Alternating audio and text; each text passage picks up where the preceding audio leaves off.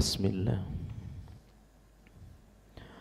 Assalamualaikum warahmatullahi wabarakatuh. Alhamdulillahi rabbil alamin. Wassalatu wassalamu ala nabiyyina Muhammadin wa ala alihi wa ashabihi ajma'in, amma ba'du. Qauluhu ta'ala, a'udzu billahi minasyaitonir rajim. Bismillahirrahmanirrahim. Ya ayyuhalladzina amanu taqullaha haqqa tuqatih wa la tamutunna illa wa antum muslimun. Wa qala ya ayyuhalladzina amanu idza najaytumur rasula faqaddimu baina yaday najwakum sadaqah dzalika khairul lakum wa athhar fa in lam tajidu fa innallaha ghafurur rahim. Ikhwani jamaah salat subuh Masjid Al-Hidayah yang dirahmati Allah Subhanahu wa taala. Mari kita melanjutkan kajian pembahasan kitab Minhajul Muslim. Pada bulan lalu kita telah membahas tentang akhlak kepada Rasulullah sallallahu alaihi wasallam, adab kepada Rasulullah sallallahu alaihi wasallam. Kita sudah bahas yang pertama, kita diwajibkan oleh Allah Subhanahu wa taala untuk beradab kepada beliau, taat kepada Rasulullah sallallahu alaihi wasallam dan mencintainya. Bahkan mencintai Rasulullah sallallahu alaihi wasallam itu melebihi cinta kita kepada semua makhluk. Bahkan terhadap diri kita, terhadap kedua orang tua kita. Padahal kedua orang tua kita itu adalah orang yang sangat berjasa dalam hidup kita. Tetapi cinta kepada Rasulullah sallallahu alaihi wasallam melebihi kepada mereka. Oleh sebab itulah Rasulullah sallallahu alaihi wasallam bersabda, "Walladzi nafsi biyadihi," demi jiwaku yang berada di tangannya, yakni di tangan Allah Subhanahu wa taala, "La yu'minu ahadukum hatta akuna ahabba ilaihi min walidihi wa waladihi wan nasi ajma'in." Tidak sempurna iman seseorang hatta akuna ahabba ilaihi, sampai saya, kata Rasulullah sallallahu alaihi wasallam, lebih mereka cintai min walidih, dari orang tuanya atau dari anaknya, min walidi, dari anak-anak mereka, wa waladih, dan kedua orang tua mereka, wan nasi ajma'in, serta manusia secara keseluruhan. Nah, ikhwani jamaah rahmati Allah Subhanahu wa taala, kemudian di antara adab atau akhlak kepada Rasulullah sallallahu alaihi wasallam, kita tidak boleh menyelisihi amalan-amalan beliau, dan ini adalah akhlak yang sangat tinggi. Oleh sebab itu Allah Subhanahu wa taala berfirman pada surah An-Nur ayat 63, "Falyahdharil ladzina yukhalifuna an amrih an tusibahum fitnatun aw yusibahum adzabun alimun." Maka hendaklah orang-orang yang menyelisihi perintah Rasul sallallahu alaihi wasallam, an tusibahum fitnah, mereka akan mendapatkan fitnah. Yang pertama di sini fitnah dunia. Artinya apa ya ikhwan? Orang yang amalnya, cara beribadahnya berbeda dengan cara ibadah Rasulullah sallallahu alaihi wasallam, itu hidupnya tidak akan pernah baik. Ya, mereka tertimpa fitnah dunia. Sementara fitnah dunia ini termasuk yang kita berlindung darinya. Seperti yang kita rutin baca setiap sebelum salam. Ada doa yang kita baca setiap sebelum salam dan saya yakin semua kita sudah menghafalnya. Bagi yang belum hafal ini mesti dihafal. Allahumma inni a'udzubika min adzabi jahannam wa min adzabil qabri wa min fitnatil mahya wal mamati wa min syarri fitnatil masihi ad-dajjal. Nah ini mesti kita hafal nih. 4 perkara yang kita berlindung kepadanya. Ya Allah, aku berlindung kepadamu dari azab neraka. Aku berlindung kepadamu dari azab kubur. Aku berlindung kepadamu dari fitnah hidup, fitnah mati. Dan aku berlindung kepadamu dari fitnah ad-dajjal. Jadi fitnah hidup. Dan ikhwan, kita ini sepanjang hidup itu fitnahnya luar biasa. Ya, fitnah luar biasa. Maka di antara cara agar kita bisa tenang dalam hidup, melawan fitnah itu, hendaklah amalan-amalan kita ini selalu mencontoh kepada amalan Nabi Muhammad sallallahu alaihi wasallam. An tusibahum fitnatun, mereka akan tertimpa musibah itu. Hidupnya tidak tenang di dunia.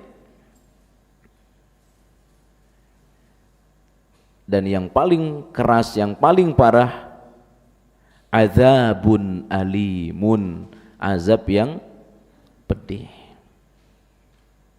Maka orang-orang yang amalannya menyelisih sunnah, ya, amalannya itu mukhalafati sunnah, berbeda dengan sunnah Rasulullah sallallahu alaihi wasallam, itu tertolak dari doa malaikat. Mereka tidak berhak mendapatkan doa malaikat. Dan mereka nanti di hari akhir itu terusir dari telaga. Maka nanti di padang mahsyar Bapak Ibu, kita ngumpul semua tuh. Yang paling dibutuhkan kira-kira apa di padang mahsyar tuh? Hah? Air. Manusia kepanasan. Ya, manusia kepanasan. Padang mahsyar ini dalam surah Al-Ma'arij ayat keempat, fi yaumin kana miqdaruhu 50 alf sanah, yang kadar seharinya itu 50 alf sanah, itu seperti 50.000 tahun di padang mahsyarnya, ya, menunggu nasib surga atau neraka. Tapi insya Allah yang di sini semua ini masuk surga semua, insya Allah ta'ala. Ya. Nah, manusia menderita Pak, manusia kepanasan, maka yang paling dibutuhkan itu air. Maka Allah bikin genangan air yang besar yang disebut dengan haudhu Rasulillah sallallahu alaihi wasallam, telaga Rasulullah sallallahu alaihi wasallam, yang sumber airnya itu dari surga. Ya. Sekali minum tidak akan pernah haus selama-lamanya. Itu belum di surga tuh, Pak. Tiba-tiba ada orang yang mendekat ke situ pingin minum. Ya, pingin minum. Udah berusaha ke situ dalam kondisi kehausan, kondisi menderita. Begitu mau minum diusir Pak Bu. Itu sakitnya udah sakit kepanasan, menderita kehausan, ditambah lagi diusir. Itu ibarat orang dalam kehausan di dunia, tiba-tiba ketemu air, begitu mau dia minum, tumpah airnya habis. Itu sakitnya 2 kali itu Pak.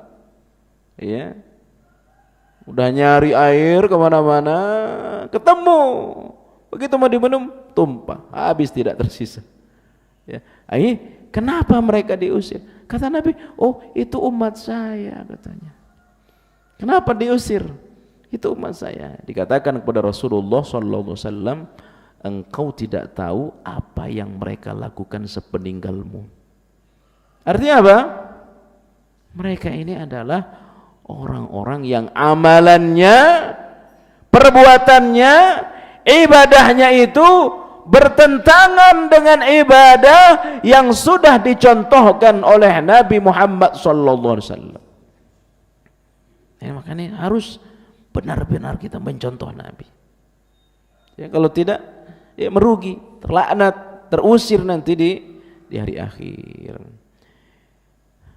Maka ya ikhwan, wa ma ataakumur rasulu fakhudhuhu. Apa yang diberikan Rasul kepada kita, kita ambil tuh. Ibadah ini gampang sebenarnya Pak. Ibadah ini cukup copy paste saja ibadah ini. Ya, apa yang dari Nabi kita terima, laksanakan. Ya. Dan dia tidak butuh kepada perubahan, tidak butuh kepada penambahan, tidak butuh kepada pengurangan, apalagi dimodif. Ya, tidak butuh ibadah itu. Jadi gampang sebenarnya cara ibadah. Kalau sudah ada dalilnya kerjakan. Kalau tidak udah selesai, nggak usah dikerjakan. Maka kata Allah, "Wa ma ataakumur rasulu fakhudhuhu." Apa yang datang dari Rasul sallallahu alaihi wasallam, ambil tuh. Iya. "Wa ma nahakum anhu fantahu." Apa yang dilarang oleh Rasulullah sallallahu alaihi wasallam, tinggalkanlah. Maka semua perintah Nabi mengandung kebaikan. Semua larangan yang datang dari Rasulullah itu pasti berbahaya. Ikhwani, jamaah yang rahmati Allah subhanahu wa ta'ala. Cuma kadang-kadang ada sebagian umat Islam ya, yang mengedepankan hawa nafsu ya, sehingga dengan hawa nafsu itu kadang-kadang terjebak dengan tradisi ya, kadang-kadang terjebak dengan budaya, adat istiadat ya. Hal ini disampaikan dalam Al-Quran surah Al-Ma'idah 49, wa anihkum bainahum bima anzalallah. Hendaklah kalian berhukum terhadap apa yang sudah diturunkan oleh Allah dalam Al-Quran, dalam As-Sunnah. Wala tattabi' ahwa'ahum. Jangan ikut hawa nafsu. Ya, kalau ikut hawa nafsu, ya, itu Quran Sunnah itu bisa dicuekin, itu bisa ditinggalkan. Kenapa? Hawa nafsu ngikutin budaya, hawa nafsu ngikutin tradisi, itu ikutin adat istiadat. Nah, ikhwani jamaah yang rahmati Allah subhanahu wa ta'ala. Di antara adab kepada Rasulullah sallallahu alaihi wasallam adalah yusaddiqu at-tasdiqu bima akhbarah. Membenarkan apa-apa yang dibawa oleh Rasulullah sallallahu alaihi wasallam. Udah dibenarkan saja. Meskipun kadang-kadang ini enggak masuk akal, Pak. Ada yang enggak masuk akal. Contoh, orang waktu dibawa ke pekuburan itu, Pak. Ini rata-rata persoalan hari akhir. Ya, yang kadang-kadang secara akal itu enggak kena. Dibawa ke kubur, kalau itu orang baik dia akan teriak tuh untuk dipercepat masuk ke kuburan, diperlihatkan kenikmatan kubur kepadanya. Maka dia teriak, minta kepada yang menghantar dia, memikul dia itu untuk dipercepat. Cuma yang mikul nggak dengar. Kalau sampai dengar nggak ada yang dikuburin, Pak. Ya, dia minta dipercepat. Kalau dia penjahat, orang kafir begitu ya, pelaku syirik, dia juga teriak tuh. Teriakannya nggak mau. Aku ini mau dibawa kemana? Ini kan nggak masuk akal, Pak. Ruh kan diantar ke langit. Ya, setelah Ruh berpisah dengan jasad, jasad dibawa ke liang lahat, ruh dibawa ke langit. Sehingga 2 hari yang lalu saya ceramahkan hadis ini di satu tempat, ada yang tanya, ini gimana Ustaz? Ruh dibawa ke langit, jasad dibawa ke kuburan, kenapa dia teriak? Ya. Bukankah orang itu bisa teriak kalau bersatu ruh dengan jasad? Emang nggak masuk akal.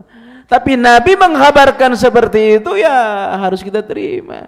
Seperti tidak masuk akalnya peristiwa Isra dan Mi'raj. Bagaimana mau masuk akal? 1 malam.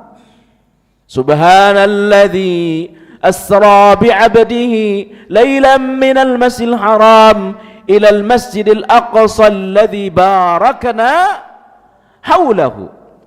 Ini 1 malam Pak Bu. Bagaimana Nabi diperjalankan oleh Allah Subhanahu wa ta'ala dari Masjidil Haram ke Masjidil Aqsa. Masjidil Aqsa Sidratul Muntaha, balik lagi ke Mekah tuh 1 malam. Lailan kata Allah. 1 malam.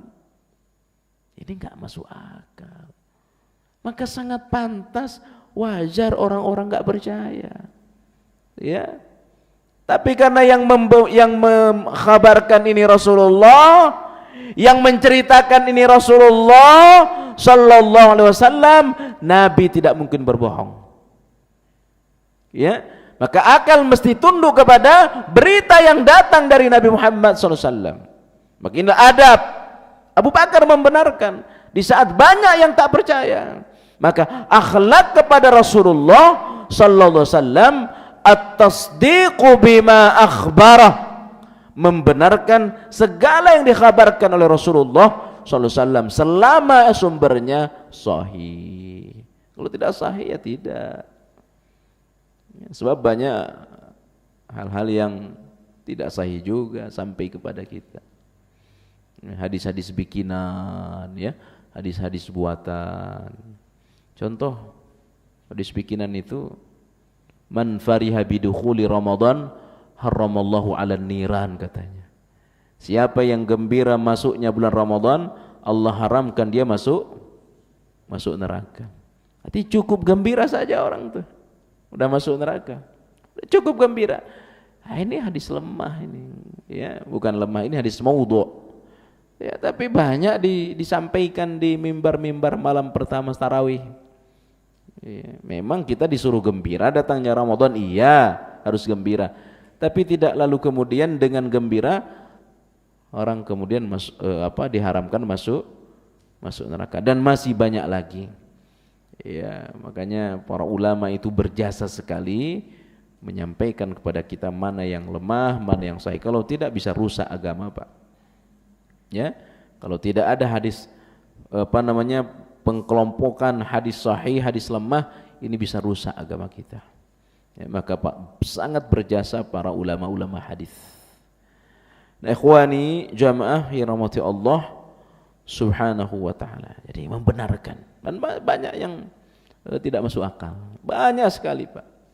Apalagi sekali lagi bicara hari akhir mayoritas. Seperti Dajjal. Ya, Dajjal kan mengitari dunia 40 hari. Hari pertamanya seperti setahun, hari keduanya seperti sebulan, hari ketiganya seperti seminggu, hari berikutnya sama dengan hari-hari yang kita lalui. Dunia yang besar seperti ini, bumi yang besar seperti ini, mana bisa dia ngitarin 40 hari, kecuali tanah haram yang tak dia datangin. Ya, nggak masuk akal ini, Pak. Ya. Tapi Nabi yang mengkhabarkan udah percaya saja, nggak usah ditanya gimana caranya keliling dunia, pakai, nggak usah.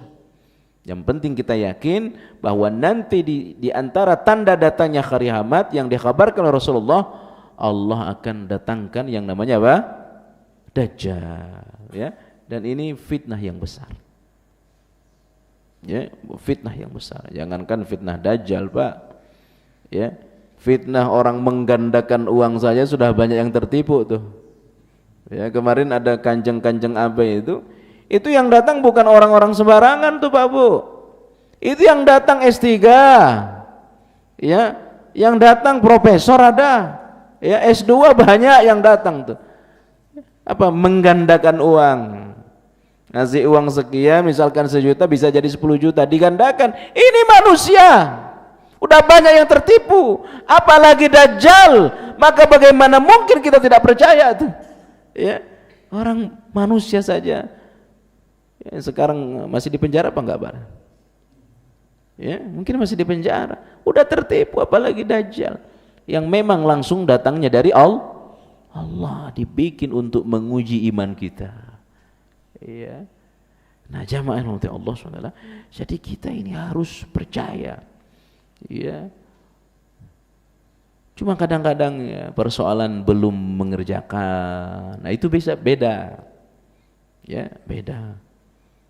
Persoalan tentang syariat cadar, ya, wajib sunnahnya, udah percaya aja dulu dah bahwa itu syariat Rasulullah.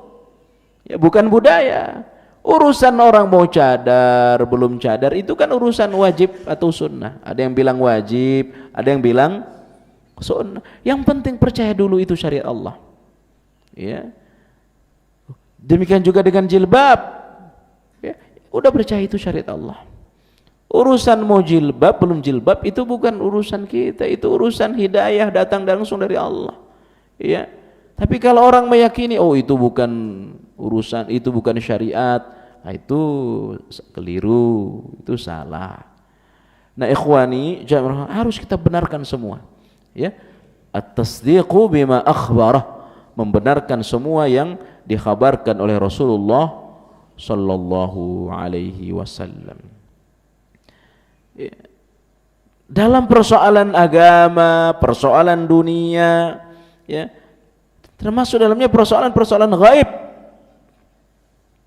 Nanti kalau bicara tentang azab kubur, makanya banyak orang terjebak dalam azab kubur ini. Banyak orang nggak percaya azab kubur, Pak. Karena memang nggak masuk akal. Nggak masuk akal. Contoh saya bacakan satu hadis yang tidak masuk akal ini, Pak, ya. Nabi itu mimpi, Pak. Dari Sahih riwayat Imam Bukhari, Nabi mimpi diajak jalan oleh 2 malaikat. Begitu beliau jalan, tiba-tiba beliau melihat orang yang sedang terlentang dan ada yang berdiri. Yang berdiri itu buat congkel. Lalu mulutnya itu dicongkel sampai rusak mulut dan mukanya. Ya. Lalu ditanya, itu siapa? Itu azab kubur bagi orang yang suka berbohong. Ya. Loh, ini kan nggak masuk akal. Kapan ada orang bawa masuk congkel ke dalam tanah itu? Ya, pernah lihat nggak orang dibawain congkelnya, Pak? Nggak ada. Ya, paling ya, papan, ya, kain kafan, ya, udah selesai itu saja. Ya. Tapi Nabi diperlihatkan oleh Allah tuh. Nah, yang kedua Nabi melihat lagi tuh orang yang terlentang dan ada yang berdiri, pegang batu besar. Lalu batu besar itu digelindingkan ke kepala yang sedang terlentang itu sampai remuk, hancur dia punya kepala. Nabi nanya, itu kenapa? Itu azab kubur bagi orang yang meninggalkan Al-Quran. Kapan ada batu orang masuk di dalam, memasukkan ke dalam tanah itu? Ya, nggak ada. Yang lebih lagi, Nabi melihat ada sungai. Sungai isinya darah. Ya, sungai isinya darah. Dan di dalam sungai itu ada yang renang. Renang di kolam darah. Dan di tepi sungai itu ada yang sedang ngumpulin batu. Yang renang itu menepi makan batu. Udah renang di kolam darah, makan batu. Nabi nanya, itu siapa? Itu azab kubur bagi pelaku riba.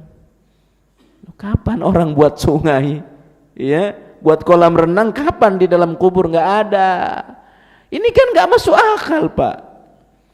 Tapi ini berita benar disampaikan oleh Rasulullah SAW, hadisnya sahih. Maka akal mesti tunduk kepada apa? Kepada wahyu. Pernah itu Buya Hamka, ya, beliau termasuk Ustadz Salaf di Indonesia ini, ya, udah wafat, Buya Hamka, Allah yarham. Beliau ditanya mahasiswa, Buya, kenapa orang kalau kentut wudunya batal harus wudu ulang? Apa tidak cukup sumber keluar kentut itu aja yang dibersihin? Buya tak jawab. Ya, benar juga kata mahasiswa ini. Ya, tapi Buya nggak jawab. Suatu hari, ya, kaki mahasiswanya, kaki muridnya ini diinjak oleh Buya Hamka. Ya, lalu dia teriak. Buya nanya, kenapa yang saya injak kakimu, yang bicara, yang teriak lisanmu? Mulai saat itu dia ngerti. Ya, artinya agama ini tidak bisa dengan akalan. Ya udah, kalau udah nyata sahih, ya benar dari Nabi, udah terima saja. Ya terima, dan gampang.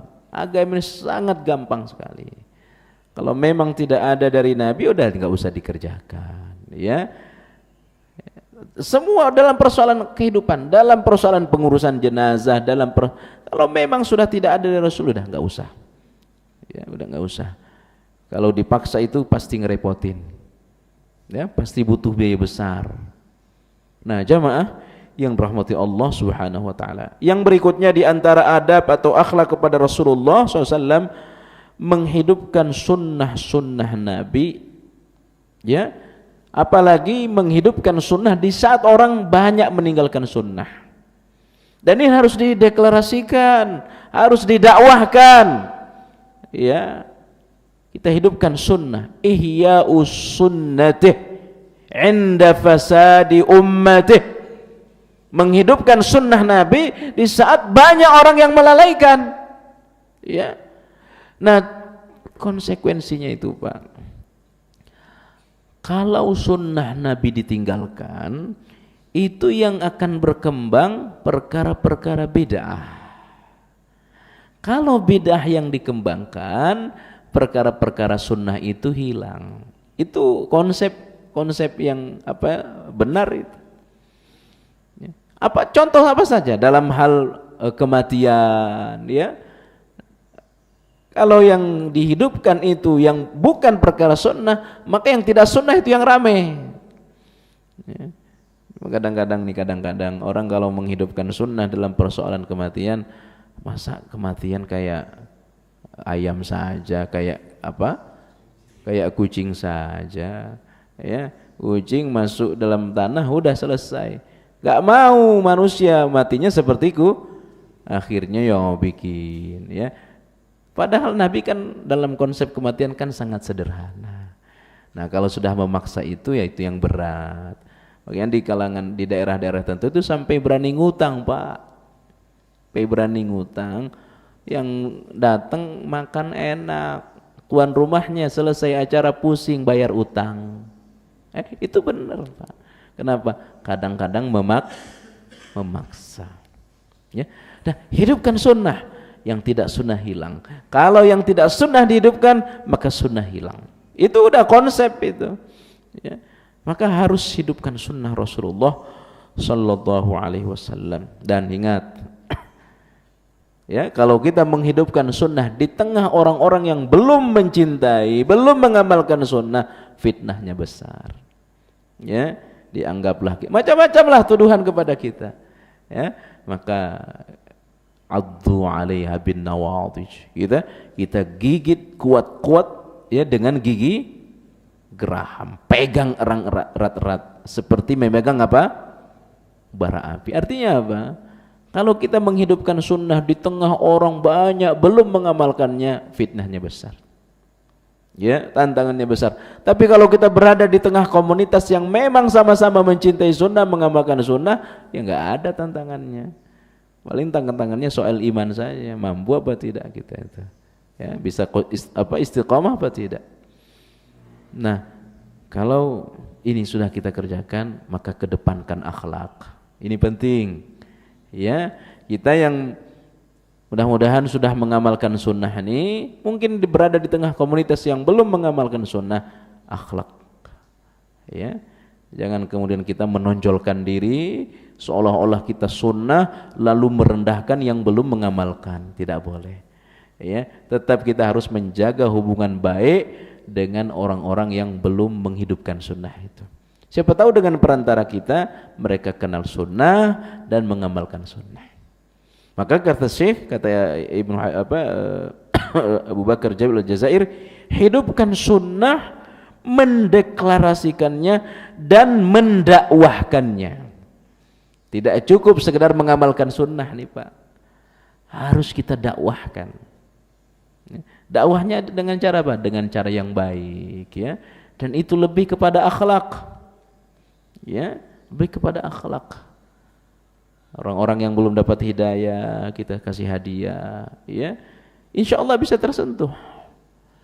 Ya, tapi kalau dikit-dikit, mohon maaf ya, dikit-dikit debat, ya, dikit-dikit diskusi, ya, apalagi kita juga modalnya belum banyak hafal dalil, ya, itu kalau dikit-dikit debat itu bisa jadi emosi.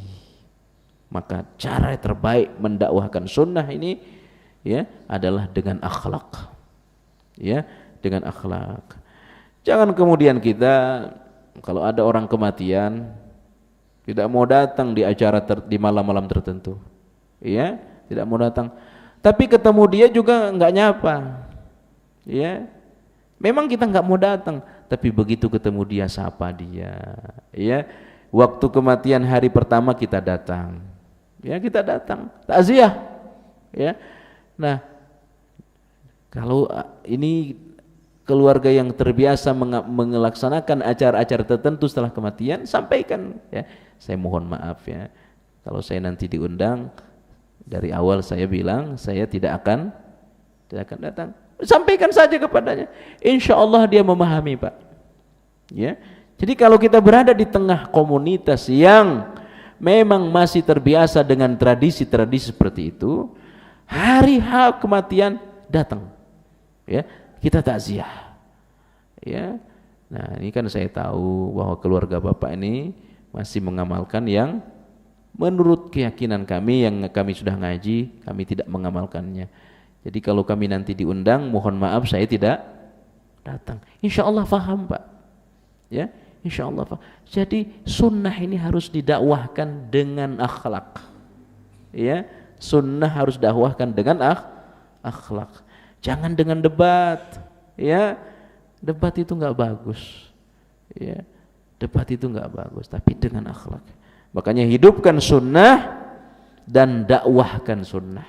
Jadi tidak cukup sekedar untuk kita sunnah ini, tapi juga kita dakwahkan. Begitu mendakwahkan, dengan akhlak bicaranya, ya. Nah, ikhwani jamaah yang rahmati Allah Subhanahu wa taala, termasuk akhlak kepada Rasulullah sallallahu alaihi wasallam, yakni merendahkan suara ketika berada di kuburan dan di dalam masjid beliau, ya. Jadi kalau kita ziaratul kubur, ya, ziarah kubur siapa saja, ya, termasuk ziarah kubur Rasulullah SAW, ya. Termasuk kita ziarah masjid beliau, ya, mesti direndahkan suara. Walaupun ini berlaku untuk semua masjid dan semua kuburan. Maka ikhwani jamaah rahmati Allah Subhanahu wa taala, tidak ada zikir-zikir di kuburan, Pak. Ya. Kita mau ziarah kubur, mau ngapain ke sana? Oh, mau ngedoain orang yang berada dalam kubur itu, Pak, Bu. Tidak mesti kita datang ke kubur. Bangun tengah malam, sholat tahajud, doa untuk Bapak Ibu, sampai Pak tembus ke langit doa kita, ya.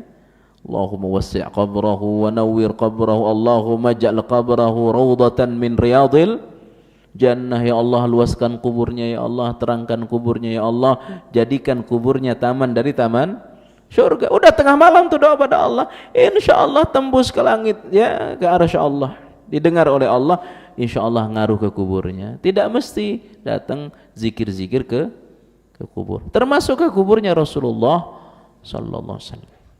Jangankan dalam kubur, Pak, mohon maaf, waktu menghantar jenazah ke pekuburan itu tidak dianjurkan kita ada suara-suara. Tidak boleh ada api, ya, api apa saja, termasuk api rokok, nggak boleh, Ya, itu sunnahnya seperti itu, Pak. Sebab api ini identik dengan orang Nasrani, ya, identik. Maka tidak ada. Maka kalau mengantar jenazah itu udah matikan dulu rokoknya, ya, matikan. Ini ada yang ngerokok nggak di sini nih, Pak? Nah, di sini kan nggak ada, nggak tahu nanti kalau di luar, ya. Jadi kapan-kapan ikut ngantar jenazah, matikan dulu rokoknya, ya. Apalagi kalau dimatikan selama-lamanya, itu lebih bagus lagi. Dan tidak ada suara-suara, sepi itu, ya.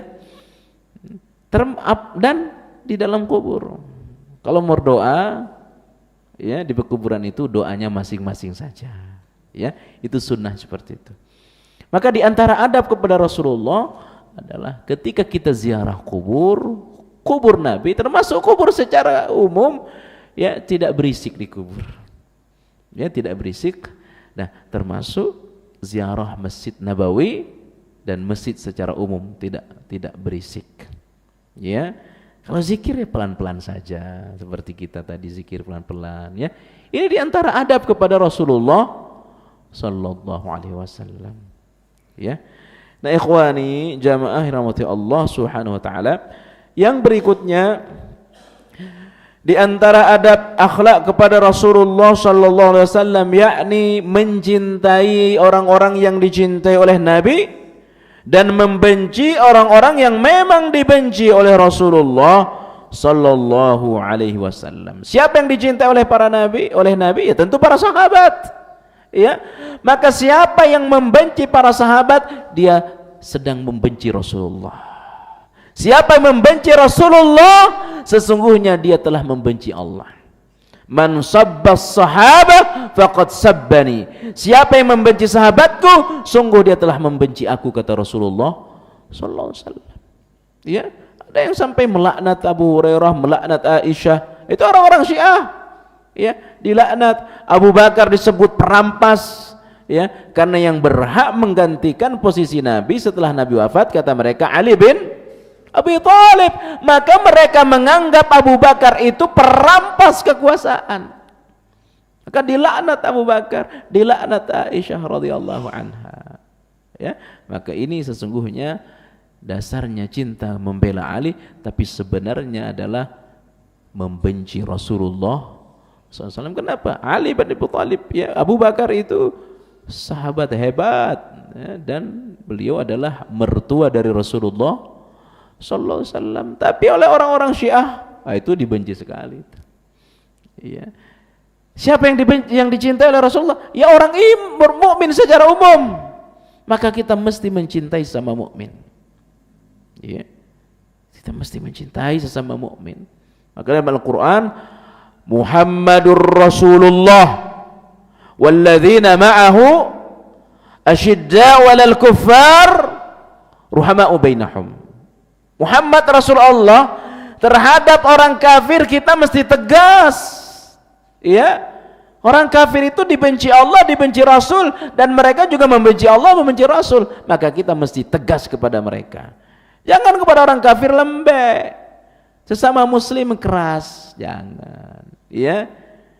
Ruhama'u bainahum, saling cinta mencintai sesama mukmin, ya.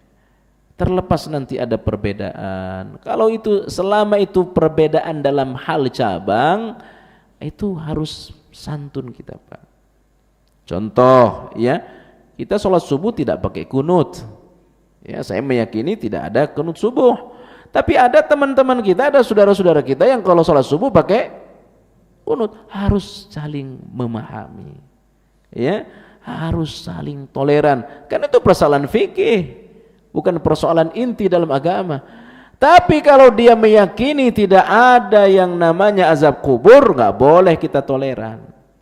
Ya, kalau dia meyakini wajib jilbab tidak wajib, itu nggak boleh kita toleran.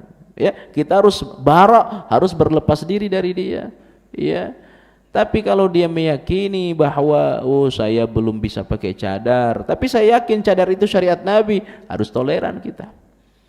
Jangan sampai, ya, ada ibu-ibu yang bercadar tidak senang berkawan dengan ibu-ibu yang belum bercadar, jangan sampai terjadi itu. Dia komunitasnya cadar semua. Kenapa? Lagian sih dia belum menjalani sunnah Nabi, sunnah gak boleh. Ya, sama kita dengan yang laki-laki yang berjenggot. Jangan sampai kita punya komunitas yang berjenggot semua, yang tidak berjenggot tidak kita deketin. Ya kenapa? Dia belum berjenggot, nggak boleh. Ini persoalan-persoalan yang tidak membuat orang kafir kalau dia mencukur jenggotnya. Tapi dia akan kafir kalau dia ikut perayaan agama tertentu, ya, ikut masuk ke dalam rumah-rumah ibadah mereka, meyakini ya sesembahan. Itu baru kita toleran. Ya. Kenapa, Pak? Yang namanya perbedaan ini tetap akan ada. Ya. Saya meyakini bahwa ya ikhwani jamaah Allah SWT, saya meyakini tidak ada acara-acara setelah kematian, tidak ada. Saya meyakini itu. Dan saya terhadap keluarga saya sudah wanti-wanti nggak boleh ada acara-acara setelah kematian. Tapi ada saudara-saudara kita yang masih mengamalkannya, maka kita tetap harus toleran. Toleran bukan berarti kita datang. Saya nggak mau datang saya. Ya, toleran dalam arti apa? Dia saudara saya. Ya, dia mukmin yang belum sama seperti keyakinan saya. Tetap harus terjaga hubungan. Ya. Tapi kalau dia ada orang meninggal kemudian memotong kambing, memotong sapi dipersembahkan untuk jin, itu sudah nggak boleh kita toleran. Yo, tapi itu kan budaya, istilahnya itu kekayaan itu nggak boleh kita toleran kalau perkara-perkara seperti itu. Kita katakan itu haram hukumnya, ya, itu musyrik, ya. Harus tegas kita. Kalau itu persoalan akidah, persoalan inti dalam agama, tegas kita. Ya, tapi kalau persoalan-persoalan cabang tidak boleh kita ya gontok-gontokan, Pak. Ya. Nah, ikhwani jamaah yang rahmati Allah Subhanahu wa taala.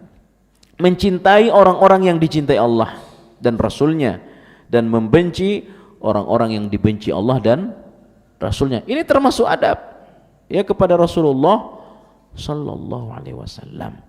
Termasuk yang dicintai oleh Nabi itu orang miskin, Pak. Itu dicintai oleh Nabi. Maka siapa yang menganggap dirinya cinta Nabi, dia mesti cinta kepada orang miskin.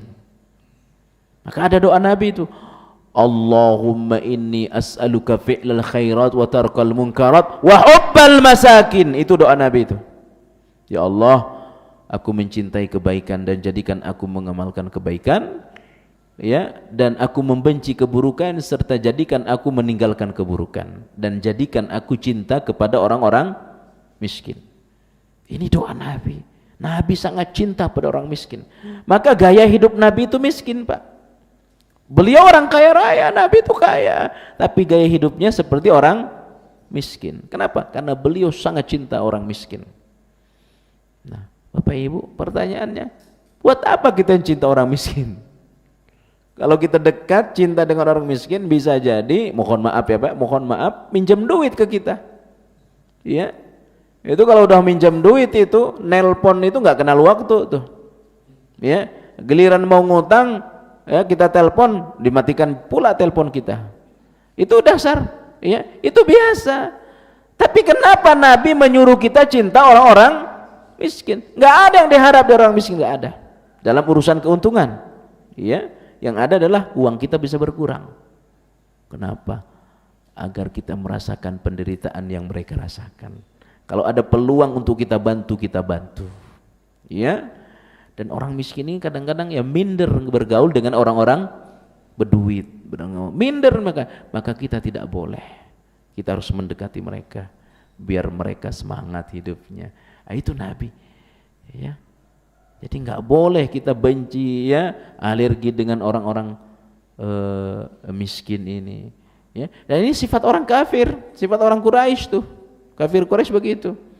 Kata mereka, kami mau duduk di majelismu ya Rasul dengan catatan tidak boleh di situ ada orang-orang miskin. Ya. Orang-orang kafir begitu kebiasaannya. Ya. Maka dikeluarkan di antaranya dalam surah Al-Kahfi, wasbir nafsaka ma'al ladzina yad'unak. Hendaklah engkau bersabar wahai Muhammad bersama orang-orang yang loyal kepada Allah. Ya, karena orang kafir Quraisy pembesarnya itu nggak mau duduk kalau di situ ada sahabat Bilal bin Rabah, kalau di situ ada sahabat Abdullah bin Mas'ud, kalau di situ ada sahabat Rabi'ah bin, ini sahabat-sahabat miskin nih.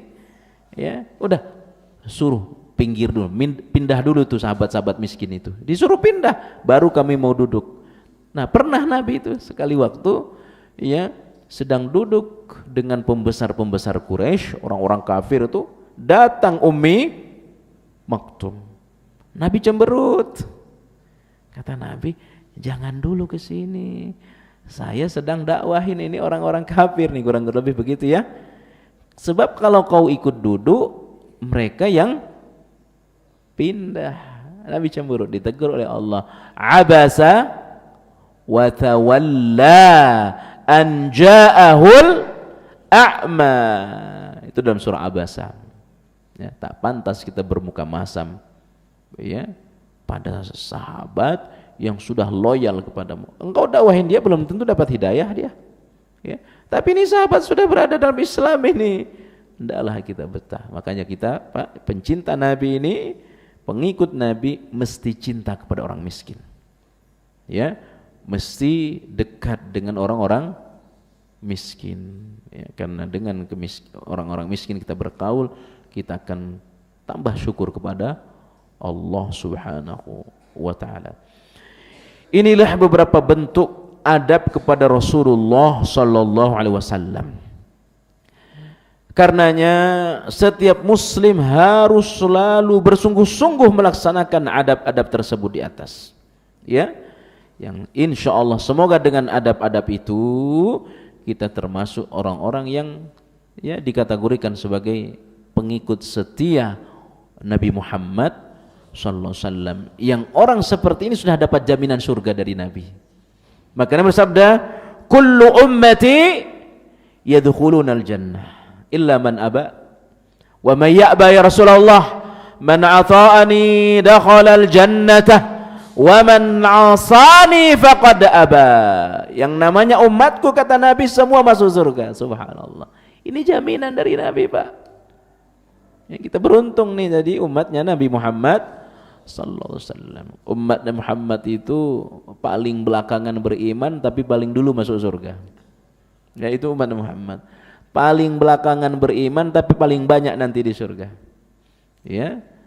120 baris penghuni surga, 80 baris itu umat Nabi Muhammad. Tersisa berapa baris? 120 baris, 80 barisnya itu umat Muhammad sallallahu alaihi wasallam. Tersisa 40 dari Nabi Adam sampai Nabi Isa itu. Insyaallah termasuk muka-muka kita ini nanti terlihat dalam 80 baris itu. Ya. Ini jaminan dari Nabi Muhammad. Kullu ummati yadkhulunal jannah. Semua umatku masuk surga. Illa man aba, kecuali yang enggak mau. Udah dapat jaminan enggak mau, Pak. Ya. Wa may ya'ba ya Rasulullah, siapa sih yang enggak mau ya Rasul? Man ata'ani dakhalal jannah. Siapa yang taat kepadaku dengan yang tadi kita sebutkan itu, dialah orang yang akan masuk surga itu. Insyaallah kita. Wa man 'asani faqad aba. Siapa yang maksiat kepadaku, dialah yang enggak mau masuk surga. Ya, berhukum bukan dengan hukum Nabi, beribadah ibadahnya beda dengan ibadah Nabi, ya, cinta kepada Nabi tapi lebih cinta kepada anak, lebih cinta kepada orang tua, lebih cinta kepada harta, maka inilah termasuk orang-orang yang tidak mau masuk surga. Wallahu taala alam. Insyaallah bulan depan kita masuk pada bab adab terhadap diri sendiri. Ya, ada 5 adab terhadap diri kita. Insyaallah akan kita bahas di pertemuan mendatang. Barangkali kita sambung dengan tanya jawab karena waktu syuruk juga sudah masuk. Silahkan Bapak Ibu, barangkali ada yang ingin ditanya, disilahkan. Monggo Pak.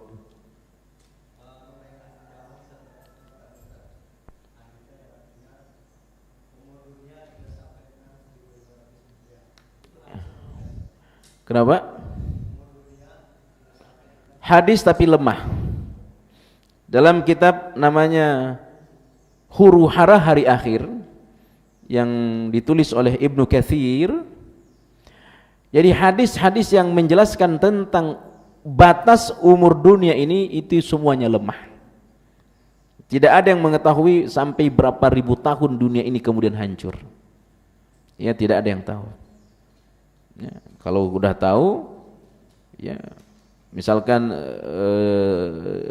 20.000 tahun, begitu udah masuk tahun ke 19.995 berarti sisa 5 tahun. Oh, orang udah siap-siap ibadah semua itu. Ya. Udah siap-siap ini. Ya. Nah, makanya itu di antara rahasianya. Memang ada hadisnya, tapi hadisnya itu semua lemah semua. Ya, tidak bisa jadi pijakan. Tetapi Nabi mengisyaratkan tentang kedekatan hari akhir. Ya. Dekatnya itu tidak berangka. Ya, di antara kedekatan hari akhir banyaknya perzinahan, merajalela perzinahan. Ya, banyaknya peperangan dari satu tempat ke tempat yang lain. Ya, riba yang sudah menyebar ke mana-mana. Ini riba ini masuk ke pelosok-pelosok, Pak. Ya, banyaknya gempa.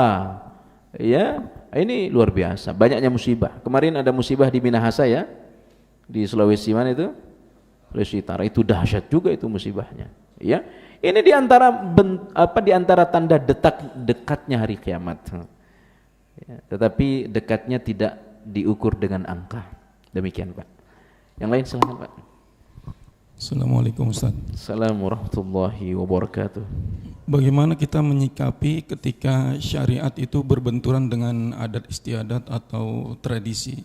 Yang kedua, mereka yang belum mengenal sunnah atau belum memahami sunnah, ketika kita mendakwainya, senjata atau kata-kata mereka biasanya ini kan baik, Ya. ini kan baik, salahnya di mana gitu. Lalu mereka mengambil ustadz-ustadz yang mereka tahu, Ustadz Pulan, Kiai Pulan, Syekh Pulan gitu. Kalau kadang kita memberitahu antum siapa gitu. Ya. Bahkan ustadz-ustadz mereka terkenal gitu. Terima kasih Ustaz. Ya. Bagaimana kita menyikapi syariat yang berbenturan dengan adat? Di dalam agama kita itu ada yang disebut dengan uruf. Ya, uruf. Uruf itu ada dua. Uruf baik, uruf tidak baik. Uruf artinya kebiasaan. Ya, kebiasaan. Nah, ada kebiasaan yang baik itu menjadi langgeng di tengah masyarakat. Ada kebiasaan yang tidak baik. Kebiasaan yang baik, contoh, kalau orang nikahan bawa duit. Ya, itu termasuk kebiasaan baik. Ya, artinya apa? Kita masukkan uang waktu pernikahan itu kita niatkan sedekah. Ya, kita niatkan sedekah. Saya enggak mau ngasih duit, ya, kayak jual anak saja. Bukan. Itu udah menjadi tradisi dan tradisi itu kemudian dipegang. Setiap ada orang pernikahan kita hadir, kita bawa uang, ya, kita bawa amplop, ya. Nah, itu kebiasaan yang baik. Nah, kita yang masukkan itu niatkan sebagai sedekah, ya, bukan sekedar tidak meniatkan kita ngasih banyak. Siapa tahu nanti saya nikah anak saya dia ngasih lebih banyak, nggak boleh, ya, nggak boleh itu seperti itu. Nah, ada adat yang bertentangan. Nah, adat yang bertentangan itu seperti di kampung-kampung kami di daerah-daerah. Saya ini orang Sulawesi Kepulauan, ya. Itu kemarin musim corona itu buang sial. Ya, ngelepas perahu, ya. Dilepas perahu kecil, di atasnya itu ada telur, ya, ada ayam, dilepas. Ya, diyakini bahwa itu akan menghilangkan corona. Ya. Nah, ini budaya, tapi budayanya masuk dalam kategori syirik. Ya. Nah, bagaimana sikap kita? Sikap saya tentu saya sendiri, saya sampaikan kepada keluarga saya itu syirik. Ya, itu termasuk syirik. Nah, kalau saya kenal dengan yang mempopulerkan budaya itu, saya akan samperin. Ya, saya samperin. Saya diskusi, ya, pingin tahu dasar-dasarnya, ya, Nah, kalau sudah mengarah kepada debat dan dia emosi, saya tinggal. Kami pernah di pulau. Ada pernikahan, itu biasa kalau di pulau-pulau itu Pak kan seneng musik, seneng dangdut ya di pulau-pulau itu. Ya. Dekat rumah kami. Ya, ada acara pernikahan pakai musik. Ya.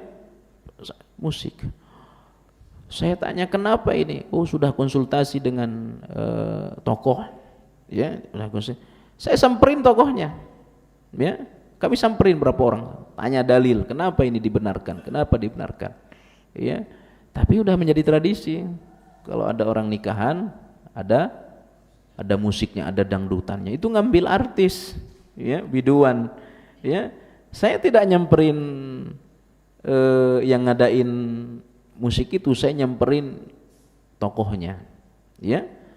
Nah, tidak boleh kemudian kita putus-putus kabelnya biar ya mesinnya dimatikan, nggak boleh, itu rusak, ya, rusak cara dakwah kita. Jadi pertama harus kita bentengi keluarga kita. Nah, yang kedua tidak boleh kita langsung mengatakan di tempat itu, ya. Ada orang yang melakukan kesyirikan, lalu kita sampaikan di situ bahwa itu syirik, kita suruh bubar, bisa dihabisin kita. Ini pernah terjadi pada Abu Bakar. Abu Bakar As-Siddiq radhiyallahu anhu. Ini hebatnya Abu Bakar ya. Ini dalam fase dakwah sembunyi-sembunyi. Kata Abu Bakar, ya Rasul, izinkan saya pingin dakwah terang-terangan di sekitar Ka'bah. Jangan, kata Nabi, kita masih lemah. Gak boleh. Oh enggak, saya mau ke sana, saya akan dakwahkan bahwa ajaranmu itu benar ya Rasul. Lalu Abu Bakar dakwah di sekitar Ka'bah, di situ banyak orang kafir Quraisy. Langsung dipukul Abu Bakar. Ya. Langsung dihantam. Pingsan Abu Bakar, Pak. Hebatnya Abu Bakar itu ya. Pingsan Abu Bakar, jatuh. Ya. Begitu sadarkan diri Abu Bakar, apa ungkapan dia, Pak? Di mana Rasulullah sallallahu alaihi wasallam? Subhanallah, ya. Di mana Rasulullah? Bagaimana keadaan Rasulullah sallallahu alaihi wasallam? Ya. Padahal yang pingsan Abu Bakar, Pak. Ya. Yang dipukul Abu Bakar, tapi dia tidak memikirkan dirinya. Yang dipikirkan adalah Rasulullah SAW, tapi caranya enggak benar. Ya. Masih secara sembunyi-sembunyi, tapi dia ingin cepat Islam ini menyebar. Ya. Artinya apa?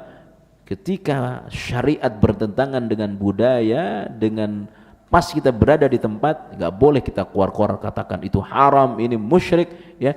Itu tidak tepat, ya. Nah, tetapi selang beberapa hari kita dakwah person, kita dakwah beberapa orang yang datang, kita sampaikan kepadanya, ya ini enggak boleh, ya. Sebab kalau dia di hari yang sama, di tempat yang sama, ini sedang asik-asiknya, ini ada acara-acara musik nih, apalagi ada apa ini, bisa dihabisin kita sama mereka, ya. Walaupun kita dihabisin juga insya Allah mati syahid, ya, tapi istri belum siap kita mati syahid, Pak, ya. Jadi terus, ya, terutama tokohnya, ya, tokoh setempat kita datang. So kalau tokohnya udah berubah gampang itu bawah-bawahnya, ya. Kemudian yang kedua, terhadap orang yang ngikut-ngikut tadi itu, ya, kita harus sering diskusi. Kalau kita ada kelebihan rezeki, kita kasih hadiah dia, ya. Kita kasih hadiah, namanya ta'liful qulub, ya, untuk mengikat hati kepada kita, ya, mengikat hati. Sebab kalau dia sudah terikat hatinya kepada kita, insya Allah pelan-pelan dia akan mengikuti cara kita beragama, ya. Jangan kemudian kita diskusi membuat dia marah kepada kita, ya, diskusi, ya, tapi kasih hadiah juga, ya, kasih hadiah. Apalagi orang itu mohon maaf secara ekonomi lebih apa? Di bawah kita, ya, itu akan mudah, ya, pendekatan akhlak. Kemudian yang terakhir, yang kedua adalah alasan, ini kan baik, ya. Ini memang alasan yang sudah diutarakan dalam Al-Quran, ya. Wala tuti aktsara man fil ardi, kata Quran. Jangan diikuti meskipun itu banyak yang Artinya apa? Quran sudah menyampaikan kepada kita bahwa orang akan mengatakan sebagai pembenaran terhadap keyakinan mereka banyak yang mengerjakan. Ya, itu sudah jawaban turun temurun itu. Ya, udah banyak, udah lama dikerjakan. Nggak mungkin orang-orang dulu itu salah, apalagi banyak, apalagi dalil. Tidak mungkin umatku berkelompok mengamalkan suatu perkara yang salah. Itu pasti itu jawaban. Ya, apalagi dibenturkan dengan ustadz-ustadz yang memang menjadi dasar pijakan dalam amalan mereka. Ini susah ini Pak. Ini berat mendakwahkan orang seperti ini. Ya, maka sikap kita harus yakin terhadap apa yang kita pegang. Jangan sampai kita yang berubah oleh dia. Yang pertama, jangan sampai kita yang berubah. Oh gitu ya. Ya, dilihat ceramah ustadznya, dinikmatin, bisa kita yang berubah ini. Ya, jadi pegang dulu prinsip.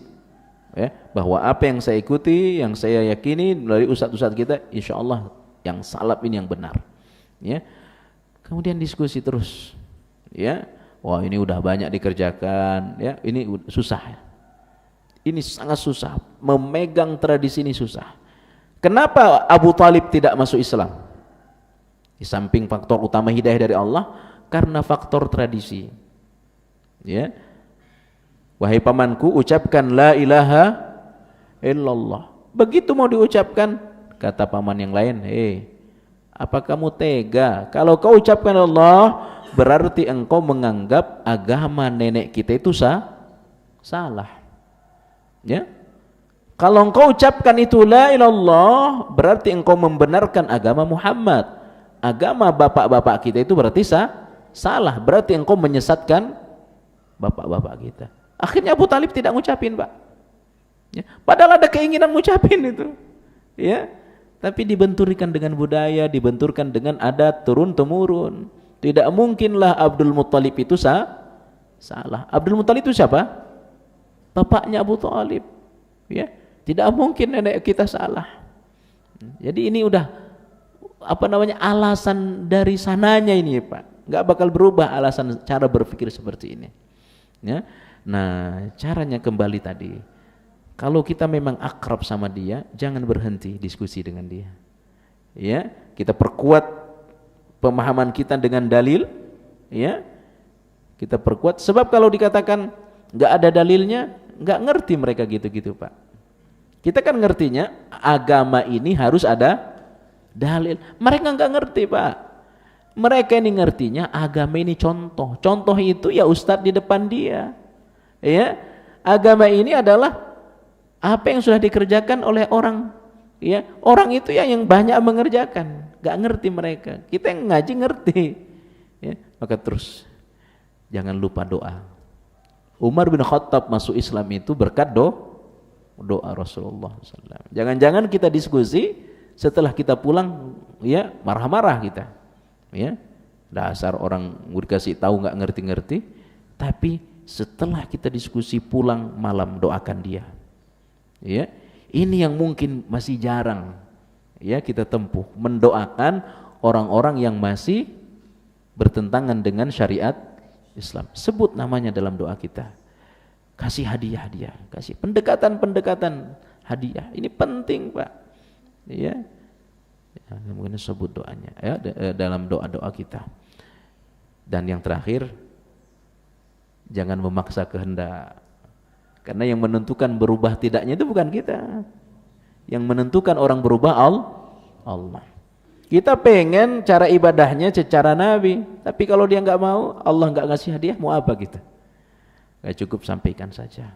Ya, dia tetap berpegang dengan keyakinannya, urusan dia dengan Allah. Yang penting kita sudah menyampaikan. Hatta kepada keluarga kita Pak, nggak boleh kita paksa, tapi terus berusaha harus. Ya, mau dia bosan, silahkan dia yang bosan. Ya, lagi ngobrol, arahkan ngobrol agama. Ya, arahkan ngobrol ibadah. Ya, sampai mereka terus bosan. Tapi kita tidak boleh bosan memperbaiki orang. Urusan dia mau baik, mau tidak, bukan urusan kita. Itu urusan Allah SWT. Demikian Pak. Yang lain silakan. Cukup ya? Udah lewat jauh suruknya. Demikian kajian kita, insyaallah kita akan sambung bulan depan dalam bab adab terhadap diri sendiri. Subhanakallah bihamdika asyhadu an la ilaha illa anta astaghfiruka wa atubu ilaik. Wassalamu alaikum warahmatullahi wabarakatuh.